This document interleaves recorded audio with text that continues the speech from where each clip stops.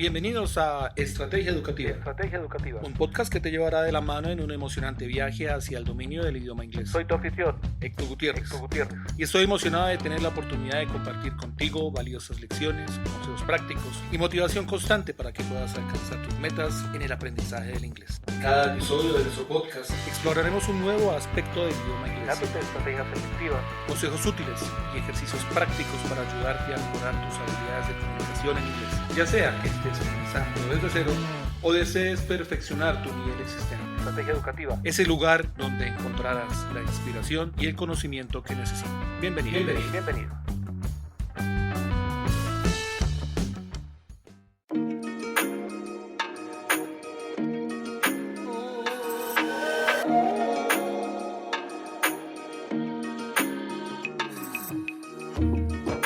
Bienvenidos a nuestro podcast de Estrategia Educativa.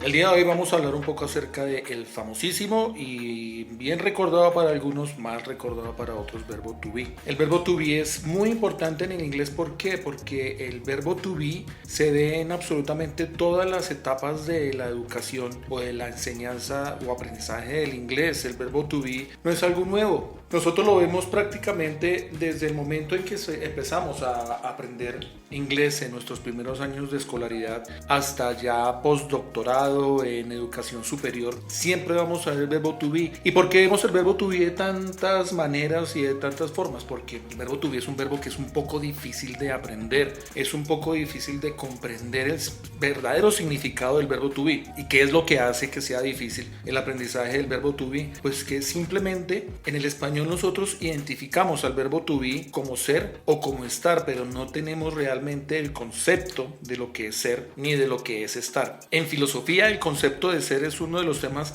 más fundamentales y amplios de estudio. La ontología, la cual es una rama de la filosofía, se ocupa específicamente de la naturaleza del ser y de la realidad. El ser se refiere a la existencia misma, a la pregunta de qué es lo que realmente existe y cuál es la naturaleza fundamental. Si nos vamos al otro lado de la filosofía, en la filosofía occidental, la cuestión del ser ha sido abordada por diferentes versos pensadores a lo largo de la historia. Uno de los filósofos más influyentes en relación al ser es Martin Heidegger. Heidegger planteó que el ser es la base de todas nuestras experiencias y comprensiones del mundo y es solo la forma en que el ser se revela a través del lenguaje, la temporalidad y la relación con otros humanos. Mientras que para otros filósofos, como lo es Parménides y Platón en la antigua Grecia, así como René Descartes en la era moderna, ellos también abordaron la cuestión del ser desde diferentes perspectivas. Para algunos filósofos, el ser puede entenderse como una realidad objetiva e independiente total de la conciencia, mientras que para otros puede ser entendido como una construcción subjetiva o incluso como una ilusión. Pues en definitiva, si nosotros nos miramos o si miramos nosotros el concepto filosófico, esto abarca una gama amplia de cuestiones relacionadas con la existencia, la realidad, la naturaleza, la conciencia y la relación entre los seres humanos y el mundo. Es un tema que es muy complejo y es profundamente debatido y sigue siendo objeto de exploración y reflexión filosófica. Ahora, pues nosotros lo tenemos que ver no tanto desde el aspecto filosófico, sino hablemoslo desde el aspecto lingüístico. El ser como tal es un verbo, es decir, que es una acción que se utiliza para denotar la esencia, la naturaleza, la identidad o la condición de algo o alguien. Es una palabra fundamental en el lenguaje y tiene una amplia gama de aplicaciones y significados. Cuando nosotros hablamos de ser, términos generales, nos estamos refiriendo a la existencia o a la esencia de algo o de alguien. Por ejemplo, si yo digo soy un estudiante, indica que la esencia o la identidad del hablante, en ese caso mi identidad, es la de ser estudiante. Si yo digo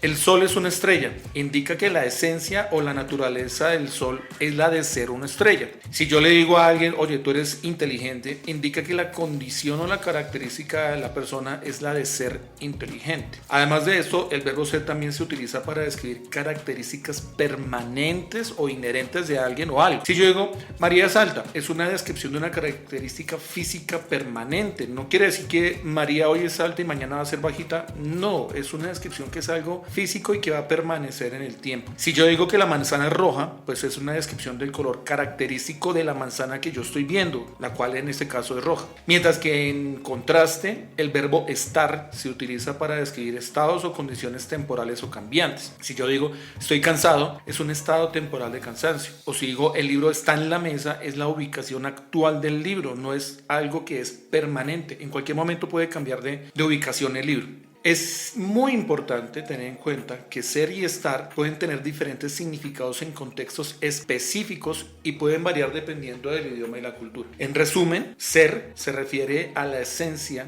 naturaleza, identidad o condición de algo o alguien. Y es un verbo utilizado para describir características permanentes o inherentes y denotar la existencia o esencia de algo o alguien. ¿Y qué tiene que ver con el inglés ser o estar? Es decir, los anteriores conceptos son específicamente relacionados con el famosísimo verbo to be. El verbo to be es especial porque es un verbo auxiliar, es decir, no es un verbo principal. Los verbos auxiliares se caracterizan por dos cosas. Los verbos auxiliares se caracterizan porque dan el tiempo en el cual se está hablando y la persona que está hablando. Entonces el verbo to be puede ser un verbo auxiliar y también puede ser un verbo principal. Esto significa que puede ayudar a tiempos verbales o puede ayudar a formar tiempos verbales compuestos y también se puede utilizar por sí mismo en alguna oración. Como verbo principal, en ese caso el verbo to be se utiliza para describir estados, identidades y características. El verbo to be en presente es am, is o are. Entonces si por ejemplo yo digo I am happy, es porque estoy feliz. Si yo digo she is a doctor, es porque ella es una doctora. Y si digo they are tall, es porque ellos son altos. Aquí el am, el is y el are son formas conjugadas del verbo to be en presente simple. Y hay que recordar o hay que tener en cuenta que con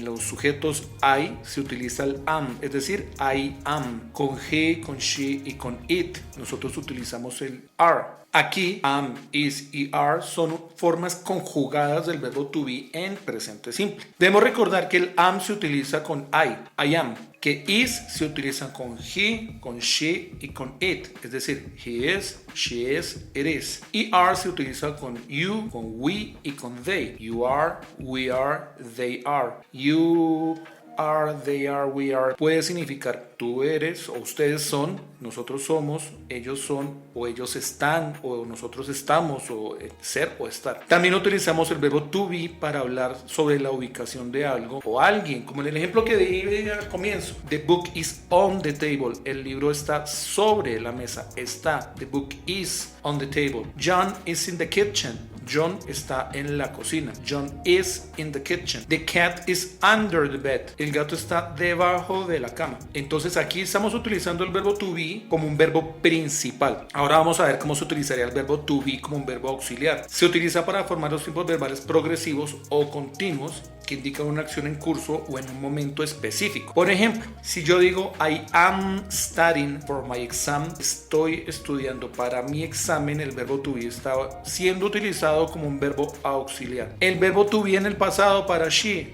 was watching TV when I arrived. Ella estaba viendo televisión cuando yo llegué. She was, ella estaba. Y si lo vemos a futuro, they will be playing soccer tomorrow. Ellos estarán jugando fútbol mañana. El verbo to be ahí está siendo utilizado no como un verbo principal, sino como un verbo auxiliar. En esos ejemplos del am, was, will be, son las formas conjugadas del verbo to be que se combinan con el gerundio del verbo. Es decir, que nosotros estamos conjugando el verbo. Conjugar un verbo es colocar el verbo en un tiempo determinado para una persona determinada. Y el gerundio del verbo principal quiere decir que se colocan ing en el inglés o en español ando.